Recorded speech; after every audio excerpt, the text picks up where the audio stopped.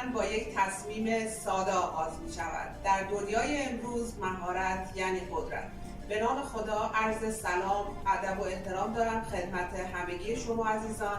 امیدوارم که حالتون عالی باشه. من مهیا معمارزاده هستم، مدیر عامل مجتمع آموزشی گراد. ما در این آموزشگاه با استفاده از الگوهای نوین آموزشی و اساتید مجرب اقدام به برگزاری دوره‌های آموزشی متناسب با نیاز بازار کار کردیم.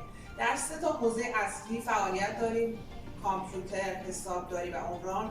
در حوزه کامپیوتر آموزش مهارت‌های 7 کامپیوتر یا همون ICDL رو داریم، طراحی سایت و سئو، آموزش برنامه‌نویسی پایتون، برنامه‌نویسی اسکرچ، هوش مصنوعی و دیگر مهارت‌های مرتبط با رشته کامپیوتر رو داریم.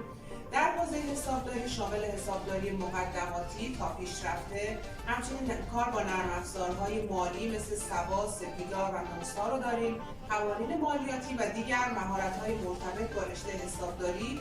در رشته عمران شامل مهارت‌های نقشه برداری، متر برآورد، اتوکد و دیگر مهارت‌های مرتبط با رشته عمران رو داریم که من شخصا متعهد میشم که شما با آموزش و یادگیری مهارت در این آموزشگاه میتونید به عنوان یک فرد حرفه‌ای در محل کار خودتون حاضر بشید. آدرس آموزشگاهمون کرمان، چهارراه کاظمی شریعتی 7 هست. شماره تماس‌های ما 034 32 26 18 91 و 0913 664 87 06 هست. برای همتون بهترین ها رو آرزو دارم و شما رو به خدای بزرگ میسپارم.